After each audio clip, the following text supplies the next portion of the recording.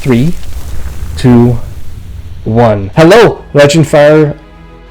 Whatever. Alright, cut that out in the editing process. Hello! Thank you for watching the LegendFire Podcast. This is going to be a little bit more about family and writing with Alatariel. I thought it was Alatariel.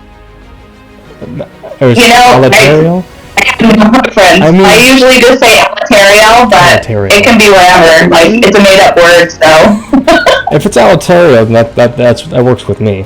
But yeah, we're back with a few more questions to wrap up a little bit more of this pretty fascinating topic. I know I've learned a few things, and let me know in the comments section if you've learned stuff from her. And these are things that when I have kids one day, if I do, then I can keep this in mind for just being able to manage it all. Because as great as kids and having a spouse can be, there's a lot of things to juggle in the air, lots of plates flying around, and you want to be able to handle all that if you want to. So let's get back to start with another silly question. And this is so silly, this is kind of intentional. Would you have your own personal clone doing writing for you while you raised kids? Or would you just take on the challenges of it all? Anyways. My clone can be with the kids, all right. There's that. Or we could switch off. But yeah, I would love to have another me. I would love to have another. I mean, my husband is very competent and very great with the kids, but like we have different schedules, right? So like my schedule is mostly with the kids because that's what I chose to do. And so, yeah, it would be really handy to have another me because, as you probably know, not just with kids, but life gets bogged down with just normal daily chores and the things that you have to do in order to keep a household and in order to keep life moving forward. Yep. So, yeah, that would be really beneficial. They have a clone. Like I was thinking, I couldn't tell if you like took DNA samples of yourself and you cloned your another human, like an actual clone human. Yeah. Or if you make a robot, like iRobot maybe, and just have one of those, but not one that Will Smith shoots in the head. Obviously, you want to have an iRobot that's good for you and that actually does some nice things. I mean, there's also that movie called Megan that came out a couple years ago. That's about some caretaker robot. Never seen the movie, but I heard the first one was good. So that's a whole different subject. I'm glad we didn't skip that one though, because I was thinking you might find it funny. I would probably try it, but I mean, I'm not sure if I would actually do that. What do I say here? I'd say I'd try it for a week or two, give it like a trial run, and then if I did like it, or maybe if it wrote for me, I would like that. But I don't think I'd have it do my writing. I would have it go take care of the kids for a little bit. I think calling back earlier, you said you have.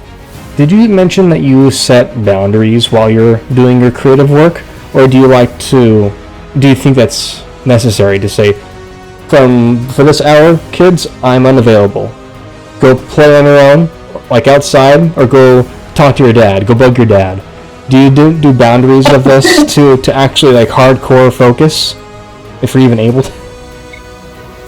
Yeah, if I need to write or I have to get something done, writing wise for either a deadline, like if I'm trying to do like a certain submission, because I like to look at what certain e-magazines need for like submission periods, and then I'll try to come up with a concept, and I'll be like, okay, my goal is to finish this and submit it by July 1st. So if there's some kind of deadline, then I will definitely have to be like, okay, when your dad's home, then he is the primary parent, and I am going to be in the bedroom, and I'm going to be at my desk writing, and no interruptions, please, unless I come out.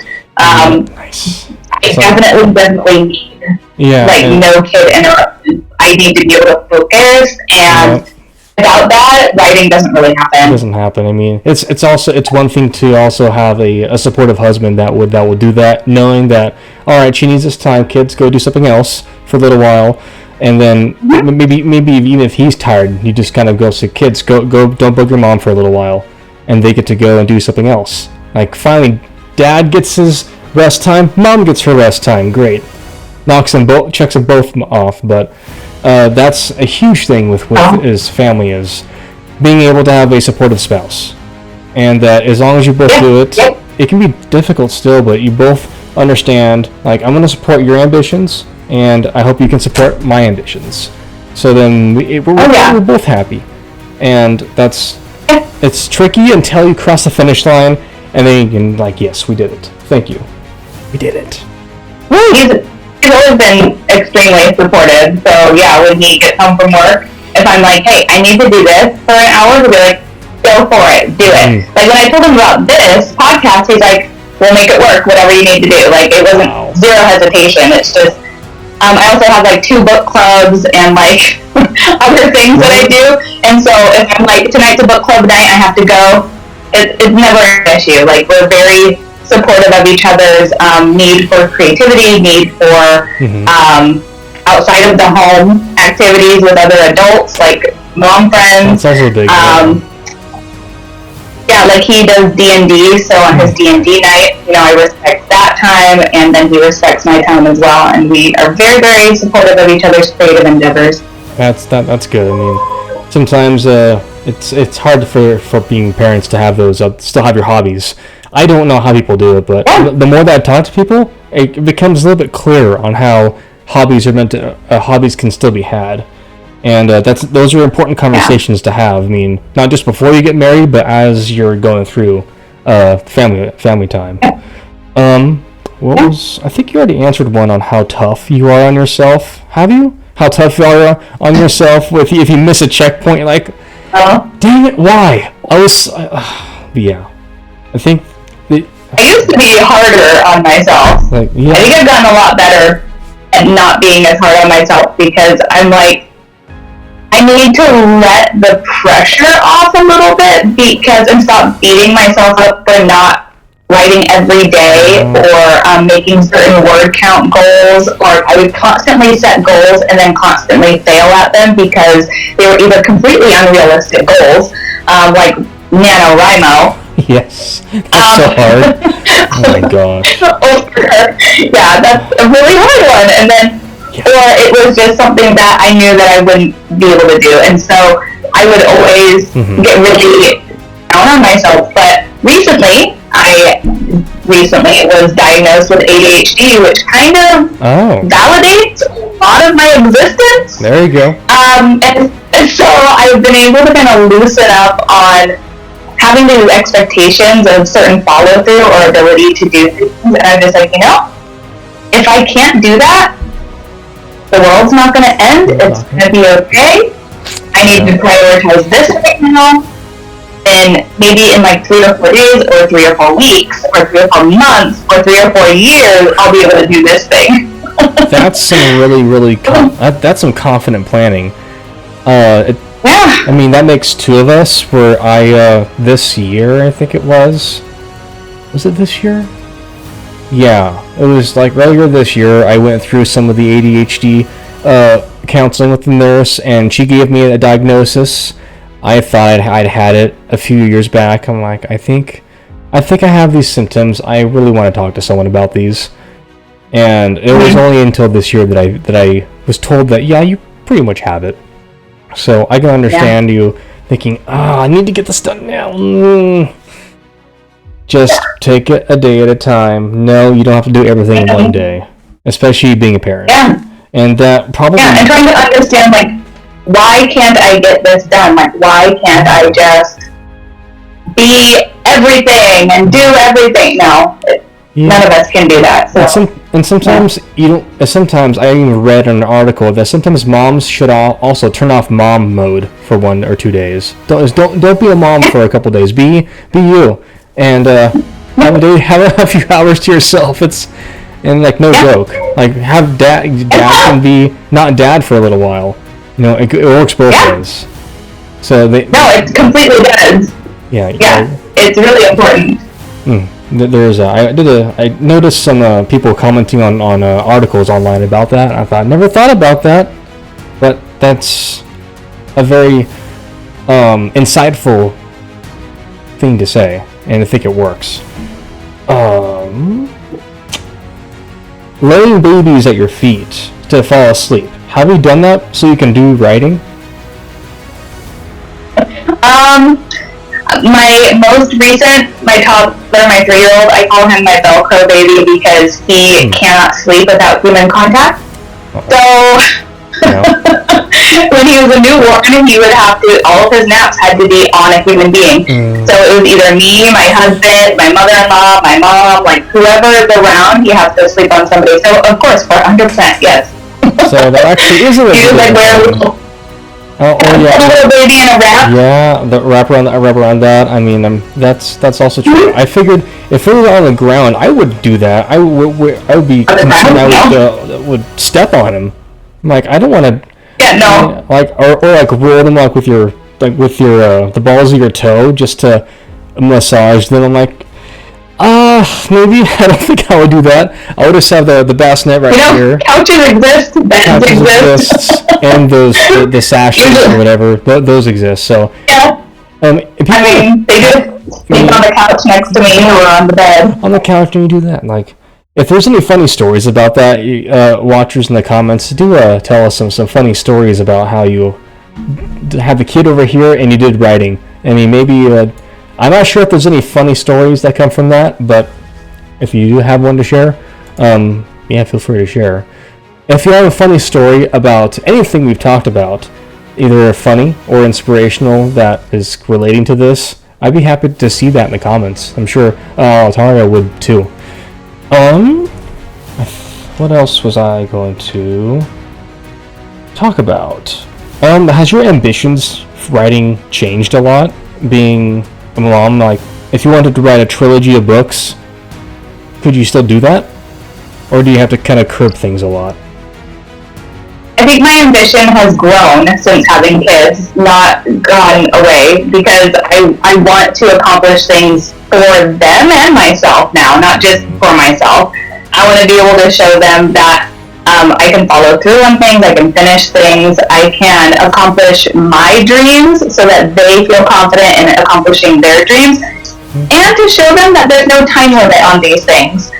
Just because I didn't publish my first book at 18 or something crazy like that doesn't mean that you're never going to accomplish your goals. Yeah, people get published at any point once they know how to do writing competently. They could be 15, like the Eragon guy. I think it was Paolini was 15 when he got Eragon published.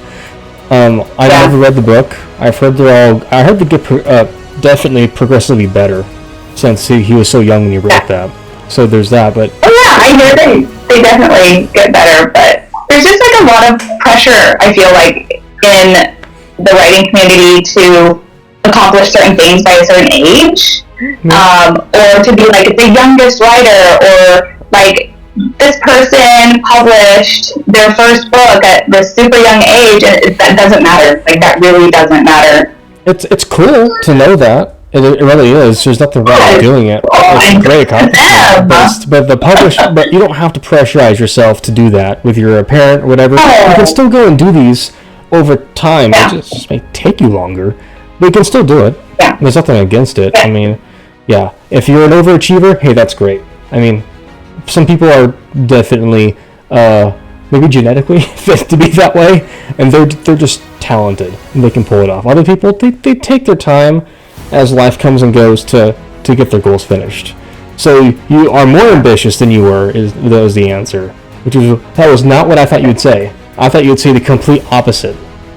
Honestly. I'm like, I have so many more ideas and hopes and dreams. I'm like, I want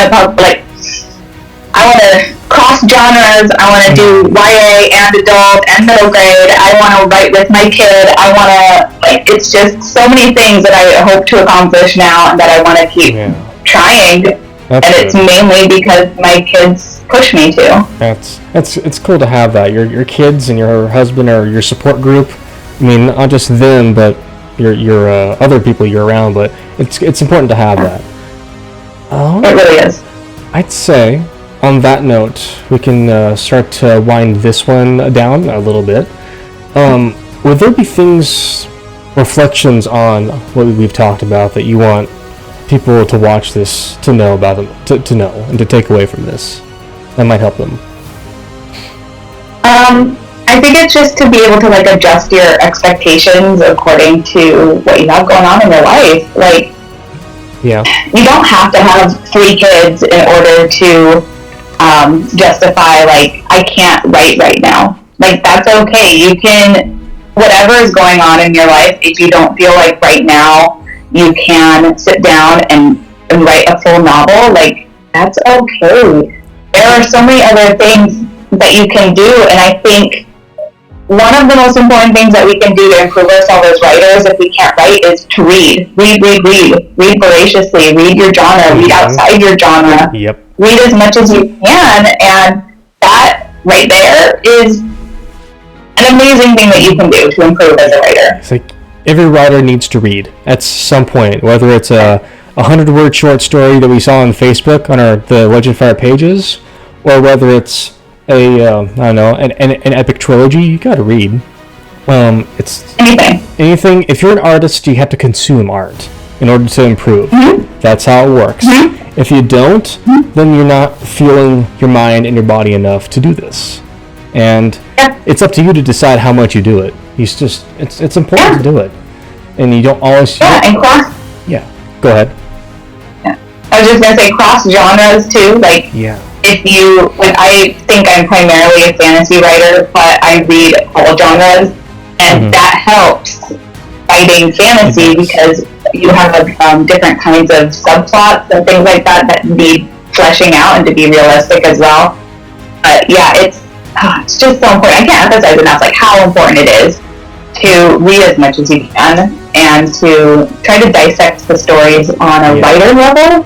Yeah. Like what you like about it, and what you like about it, or like make observations. If you're reading books, then kind of observe how the overall plot arc works with the subplots. Yeah. Make some observations, because then when you get sitting down, you have an hour or two to spare between kids' activities. You can write some notes down, and then you can go do those, and then do it when you choose to. I mean, as I'm not entirely related, but. To want to work on video games as a professional one day, and instead of just playing them, I'm observing them as I'm playing. I'm like, all right, I've never played this. I've never played the Mass Effect trilogy before. I'm not sure if you've heard of those games. Yeah, I've heard of them. I tried them once a long time ago. Never really got into them, but it wasn't until last year, I think, I said, okay, I need to play these. The remastered edition, I've heard it's fantastic. I'm going to try them.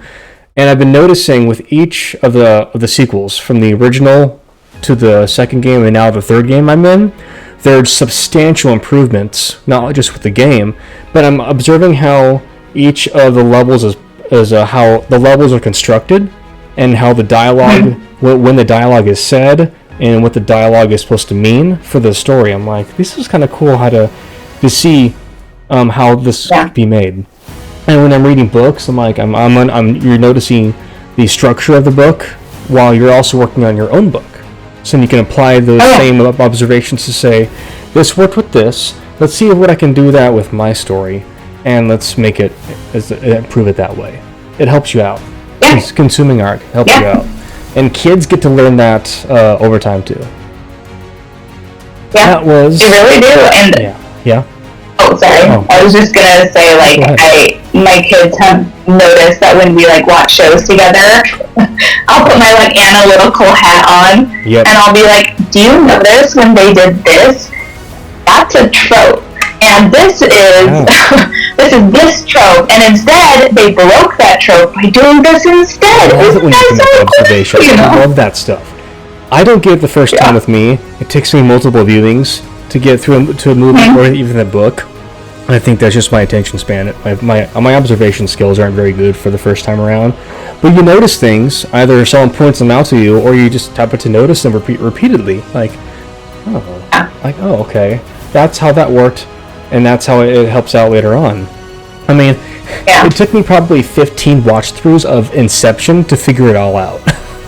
And I love that movie. I love that movie. It's one of my favorite sci-fi movies of all time. I'm a big Christopher Nolan fan, and that one I just loved repeatedly watching it, knowing, okay, that's how it works, just by paying attention to all that. I'm trying to do that now with books now, and it's trickier. I have to balance both reading and observing at the same time. You know what helps? Yeah. So this is a trick that I learned from another author, like one who I follow online, and they keep something called a Magpie List, which anytime they come across something in a show, book, movie, game that kind of like pings something in their brain, like, oh, I like that. They put it on their Magpie List, and then they have like this whole list of like character things, story things, plot, structure, tropes, all of these things that make them just kind of go, ooh, I like that. That really makes me engaged in whatever this is. That's a good idea. Like, I noticed that when I was watching Furiosa, a Mad Max saga, last year. I don't know. And I mean, I really liked it. And there's some cool like word inventions, I think, that director George Miller wrote in the screenplay. I'm like, that's a pretty unique way to say that. I like that. I mean, maybe for like a book I'm writing, find some way to like a unique way to rename something and make it like really just original sounding. An example. Yeah, they have really fun names in the Mad Max series. They do, and that's one of the coolest things about them. Outside of those incredible action scenes, is like, what's a wordburger was one of them. A wordburger was this historian telling him about what something means, and it has to do with the plot. I'm like, wordburger? Yeah. It's funny. Yeah. Well, unless there's anything more to go over, and I think that is a great place to cap off 2 of these videos. Last minute things probably aren't going to be any different from the last one. No, I mean, you're primarily on the LegendFire forums, which I'll mention in the description of this video. So just LegendFire then, if people wanted to go find you there. What are you reading, writing, or say watching? Okay, so right now I am finishing 2 books, one for book club, one for fun. I'm listening to a book called After the Last Order, which is a nonfiction book about the American Refugee Act, and it's amazing. I recommend it for everyone. It really shines a light on how valuable the refugee system is in the U.S. and how we really need to protect it, because it's so important. It's so important. It helps so many people. So yeah, it's called After the Last Border. And then I'm also reading this guy, which is called The Geographer's Map to Romance by India Holton. Hilarious, adorable, cute, magical, fantasy, historical fantasy. There you go. Very funny. That is funny. I didn't think that was a genre that existed. I was going to ask Raven on our podcast about that. Like, does that even exist? I mean, I still may ask her anyways. So that's pretty cool. Historical fantasy is really fun. That is cool, actually. I am working on... I don't know if you can see this in the video... zoom in, maybe? Maybe not. Almost. Mistborn. The first Mistborn book. Yeah. Maybe I'll blur my background. Do that. I normally don't like audiobooks, but sometimes it's a way to pass the time at work. So I'm checking out that trilogy by good old Brandon Sanderson. I am working on still working on Project Alexis. Once I finish the chapter I'm on, I'll have 1 more to go, and then I'm halfway through developmental revisions. I'm like, halfway done. But it's the hardest part is the second half. The hardest part. With the most revisions. It is. But it's going to be the best part. The best parts of the book are in the second half. I'm really looking forward to getting that's generally how it is.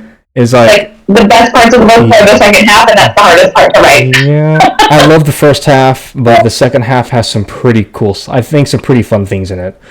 And then you can find me on LegendFire. You can find me on Discord, HD Simplicity, and Xbox and PlayStation. And then my website, MatthewBirdsell.net. On that note, thank you guys for watching, for liking, for commenting if you do. And I hope you learned something from these 2 videos with my esteemed guest Alatariel, and from world building, the previous one with Calder. Because we're going to even have more things to learn coming up tomorrow, which is the next recording.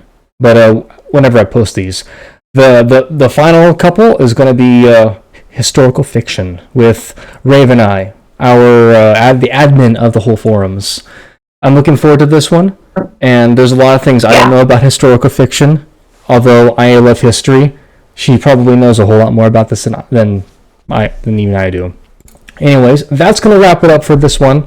Thank you again for watching this, and see ya.